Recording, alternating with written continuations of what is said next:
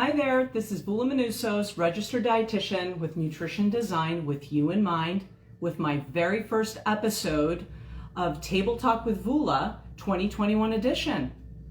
Just put 2020 in the rearview mirror, folks. We are so done with that year and so looking forward to what this new year has in store for us. So hopefully we'll have a lot of health and a lot of happiness. And I am here as always to be able to be your champion for good health, good food, good exercise.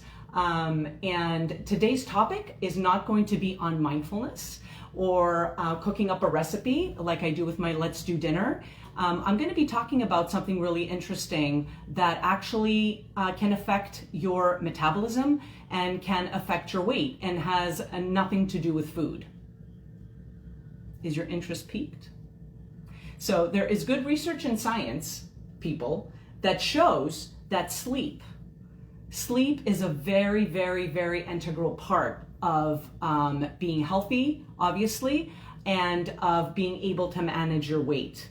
It definitely can affect your weight, okay? So it is something that I work I work on with my private clients. It is one of the pillars of my program. I do a lot of hand holding around that. So we'll be touching a little bit on the principles of how sleep affects your metabolism and weight. But when, I am working with a private client, we do a lot of, we go really in depth in their personal situation and how I can help them improve their sleep. And I think you will appreciate this a little bit more after this live. So while you were sleeping, people, okay, your body was cooking up a perfect recipe for weight gain. Absolutely. So what happens when you're short on sleep? So right off the top, right out of the gates, if you don't sleep well, okay, you wake up in the morning and you're more prone to lean on that, frappuccino or that higher calorie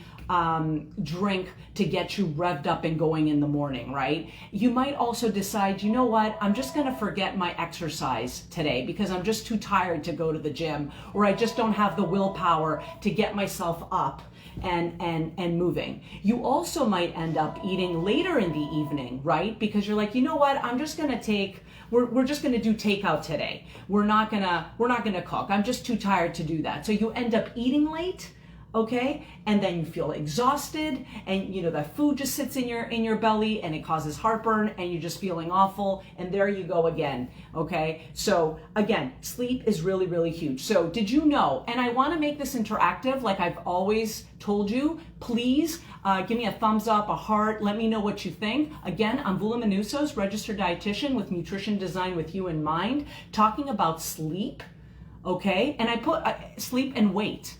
And I have this candle here, and you'll understand why the candle is here a little later. I forgot to tell you about this. So I picked this up at the Yankee Candle flagship store in Deerfield, Mass. I was there with a good friend of mine, Vicky Christopoulos, and her daughter, who is my godchild, Christiana, who's awesome. And we were in Deerfield, Mass, and I picked this up, and it's absolutely delightful scent. And I'm gonna tell you how this is, how I'm hooking this into this talk today, okay? So there's a reason and a purpose why I have this candle here. So yes, Happy New Year to everybody. Thank you. Thank you, Eleni. Thank you, Kyria Eleni. Thank you to everybody who's wishing me a Happy New Year. I only wish everybody health and happiness in this new year. So like I was saying, 1/3 of Americans are not getting enough sleep.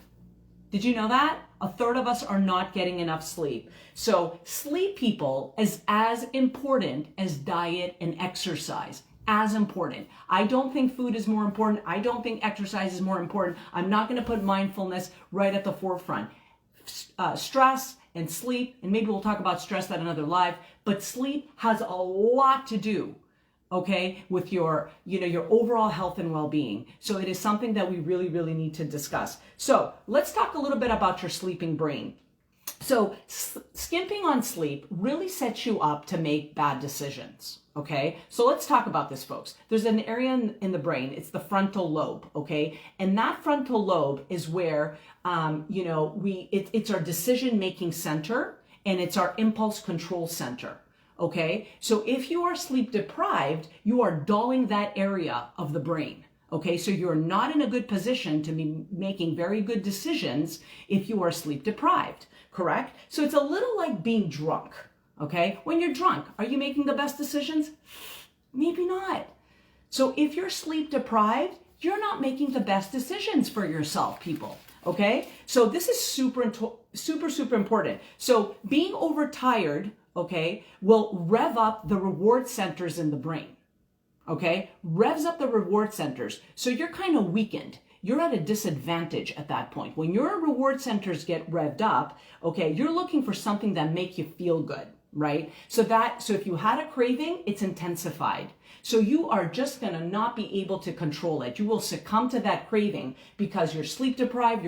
Like I said, the reward centers are revved up and you are not making the right decision. How does this sound to you, people? Is this something you already knew? Give me a thumbs up or a heart or something in the chat.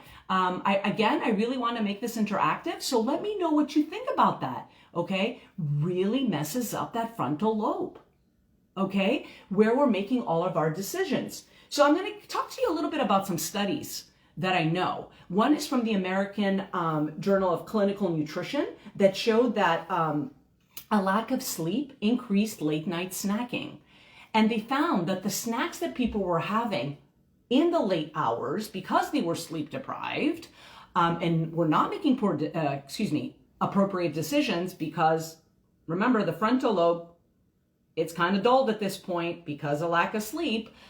They were eating more carb-laden snacks, people. So folks ended up eating more carb-laden snacks because they were sleep deprived. Another study from the University of Chicago showed that people that were sleep deprived ended up having snacks that had twice the amount of fat than other snacks if they were not sleep deprived. And there are just tons and tons of study, but let me talk about a couple more studies. And there's actually a lot of studies that show that people that are sleep deprived, there's a direct correlation to increased portion sizes. So people that are, have not slept enough, have not rested their body and their mind, end up eating larger portions, which obviously can lead to weight gain over time. Okay, so it's just stunning, right? These are studies. These are, this is research that has been done on sleep and people's metabolism. So basically what happens is if you're sleep deprived, you are increasing the amount of junk food that you're having, okay, because the reward centers are revved up. You're not making the right decisions because your frontal lobe is kind of dull, okay, like I said, metabolically drunk. So you're not making the right decisions. So you end up eating all that junk food, not feeling so hot about yourself and gaining the weight. So let's talk about sleep and metabolism right now, okay? Because there's a direct correlation, people, between sleep and metabolism. So sleep is like food for the brain, okay? Would you not feed your children? Would you not feed yourself? So why are we not sleeping?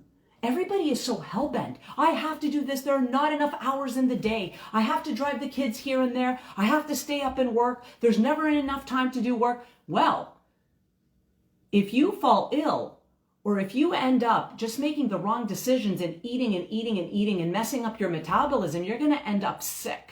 So all that work that you're doing in the wee hours of the morning, which are probably not the best times to be working because you're not clear, you don't have a clarity of mind, right? When you're actually rested is not good work, and it's actually messing up your metabolism and your weight, okay? So sleep is like food to the brain. So what we need to be doing is sleeping 7 to 9 hours. An adult human needs 7 to 9 hours of good restful sleep. And I don't mean getting up every minute to pee or, to toss and turn. 7 to 9 hours. Sure, we can wake up and we can go to the bathroom or get a sip of water. That's okay.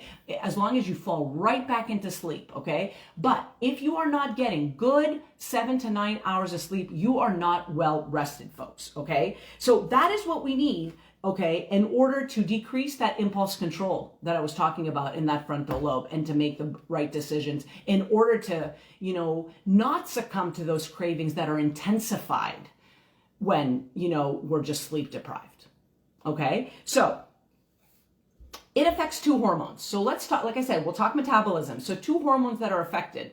Cortisol. Does anybody know what cortisol is? Little message in the chat, little heart, tell me something. Tell me if anybody knows what cortisol is. Cortisol, people, is a hormone, okay? It is a stress hormone in the body, and it is absolutely spiked when you are sleep deprived. So what does that mean? So here we are, we're sleep deprived, our cortisol levels go up, right? And it signals the body to conserve energy. Do you know what that means, conserve energy? Basically, when you're eating, hopefully you're burning those calories and using them so your body, it can function and, you can do the things that you want to be doing, your exercise and whatnot. But when you are sleep deprived, your body says, oh, I don't like this. So what I'm going to do is I'm going to spike cortisol levels and take all that energy, all those calories that I've consumed, and hoard them and hold on to them, which means you are not burning calories. You are hoarding the calories and you're producing more of the fat, right? Yes, Kristen. My friend Kristen Hannon just had a baby literally 2 days ago, right? Kristen, congratulations. And yes, I know you are sleep deprived because you have 2 little ones, one being a newborn infant. But, even for a mom, a postpartum mom, I really encourage you to get the help that you need. If your partner's around, Monday, that's right. Monday's when Wes was born. Welcome to the world, little Wes. But what we want, even our postpartum moms or our pregnant moms, okay? This is not just for adults. This is also for children and pregnant breastfeeding mothers. You really need that sleep. Please get the help and the support that you need in order to be able to get that sleep, as much sleep as you can. I understand if you're breastfeeding through the night, that's going to be challenging. But if you can have a little bit of support during those months when you are breastfeeding the baby or when you're with the baby on your leave, it is really important to get that sleep. And I work in a OBGYN clinic at the Cambridge Health Alliance. So I see a lot of pregnant women, a lot of postpartum women. And yes, sleep is an issue. People don't sleep enough. And yes, will it affect their weight? Absolutely. But there's a way to do it. And again, in my program, I will do a lot of that hand-holding with people. I will look at their schedule. I will look at not only what they are eating, how they are sleeping, what their sleep schedule looks like, and really troubleshoot with them, okay? Because we don't want the cortisol level spiking in your body, okay? Again, cortisol level is a stress hormone, spikes in the body if you're not getting enough sleep, and that helps you conserve energy, aka fat, and that's just not the way to manage your weight. The other thing we need to understand is that lack of sleep makes us metabolically groggy, right? So we're like sleepy. Our metabolism is asleep. So that can also affect our insulin levels, okay? So this affects insulin. So insulin is a hormone, another hormone, okay, produced in the body by the pancreas, involved in blood sugar regulation, but also helps metabolize or break down the starches and the carbohydrates and food into energy in the body. And if we are sleep deprived people, okay, we are decreasing the insulin sensitivity in the body, okay? And actually, a study has shown, I was researching this, that just 4 days of lack of sleep, of not getting good sleep, can decrease your insulin sensitivity by 30%. 4 days of not sleeping well decreases your insulin sensitivity, people, by 30%. And what that does is it doesn't allow the body, it doesn't allow insulin to process fats appropriately in the bloodstream. So guess what, folks? You're conserving energy, which means you're depositing this as fat and not burning the energy in the body that's coming from food. So sleep is just absolutely huge. And when I tell people this, their eyes kind of widen and they're like, aren't you going to talk to me about my food? Let's talk about my exercise. I exercise all the time and I can't lose weight. I'm like, whoa. We'll get to all that. But are you sleeping? And they're like, I don't want to talk about sleep. Sleep has nothing to do with it. Well, I think I just proved that it actually does. So, food for thought, people. Can you sleep too much? Well, I will, what does that mean, sleep too much? Are you actually sleeping many hours? In your case, Kristen, you just had a baby, so there's probably not enough sleep for you, but you probably don't want to sleep more than 7 to 9 hours. You're probably not sleeping at that point. You're probably just rolling around in your bed. Sleep means you're going through different REM cycles. And if my friend Dimitri Salas is on the line, which I'm not sure if he is, I can't tell right now. He's a good friend of mine in Canada who's a neurologist. And I will never forget this, actually, back in our college days. This is how he had explained it to me. Very, very interesting how he broke it down for me. This was when we were in college, and he said to me, he goes, you know what happens when you sleep? Obviously, you go through these cycles of REM that people have heard about. And if you don't completely go through that cycle of REM, it's as if you never slept, okay? So you need to completely fulfill the REM cycle in order for you to get good restful sleep. And we go through multiple cycles of REM sleep, okay, throughout the night. Now, if we disrupt that REM right in the middle and it doesn't fulfill the cycle, it's as if nothing happened. And the way that my friend Dimitri, his analogy was, think about it this way. You go into your teenager's room, let's say, okay? Not yours, maybe. Maybe yours is pristine. So you go into your teenager's room and it's just havoc, right? There's like hats on the floor, t-shirts, underwear, socks all over the place, bed unmade, doors, drawers open. And how he explained it to me was, Jim never sleeps. Oh gosh, this is Jim's mom. He's a neurologist. He should be sleeping. This is how he described it to me. So basically what he said to me was, here you are in the teenager's room. Everything's a mess, right? When you sleep, that messy room, and the analogy was with the brain, that messy room, everything goes back in its place. The drawers open, the t-shirts get folded, the socks go in, the hat goes back into the closet. Everything is nice and organized. So basically at the end of the day, your brain is like your teenager's room.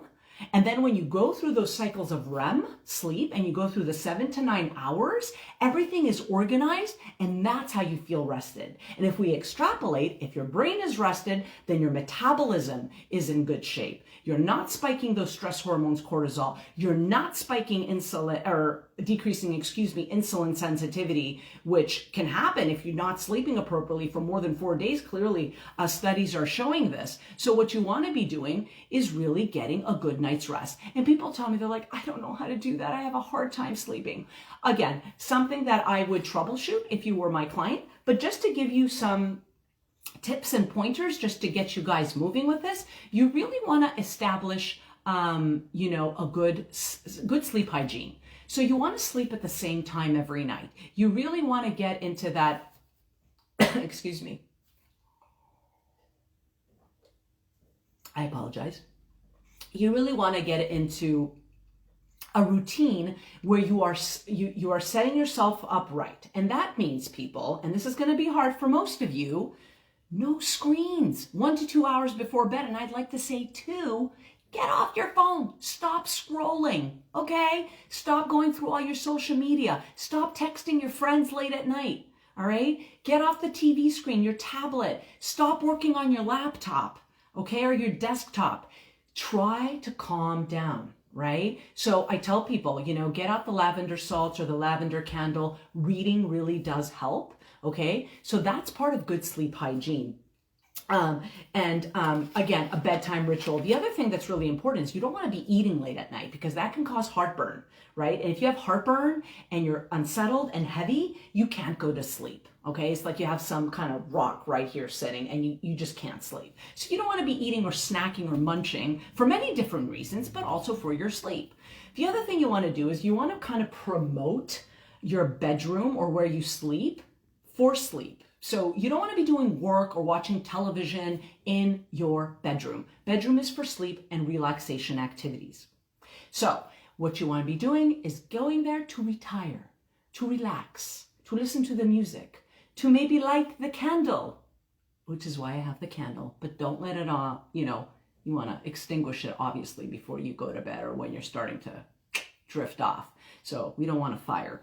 I don't want people coming back saying, you're promoting fires, Vula. This is what you're doing. You're promoting fires. So basically, you want to promote a dark environment. So what a dark environment does is it stimulates melatonin, which is a sleep hormone. So you want to promote more melatonin in the body. So by making your room dark, you're promoting more melatonin and you're enhancing, you going to bed or sleeping much quicker than if you had light that actually suppresses melatonin production. Other things that might be helpful is a weighted blanket. I don't know if you've ever heard of weighted blankets. being very effective for allowing you to sleep better. So sometimes people need that weight. So let me know what you think about that. Thumbs up, heart. Does anybody have a weighted blanket? That can help promote sleep as well. So you might want to consider that. The other thing is visualization, which is something that I really work on with people, okay? And this is a process, all right? And it really does affect your weight management. So visualization in different realms, in mindfulness, when you're eating mindfully, but also sleep. So if you're visualizing, if you center yourself, and again, this could be prayer, this could be meditation. There are several apps that I recommend to my clients that'll help them, get them in that space of rest and relaxation and really centering oneself and really taking away the stress of the day and not thinking about, oh, I have this bill to pay. I have to drive the kids 40 minutes tomorrow to some soccer practice or whatever it is. Really, really being present in the moment and visualizing something that's calming and peaceful will really, really help you. And yes, Kristen, those blackout curtains, I have them in my son's room, are absolutely fantastic. So yes, make sure you don't have night lights on, please, that you don't have light coming from, I don't know, an alarm clock or whatever that might be disrupting your sleep. So this is huge, people, huge. The other thing that I found very interesting as I was doing a little bit of research, although I do know that sleep has a huge effect on your health and weight management, was practicing forgiveness. When you've probably heard never go to bed angry, right?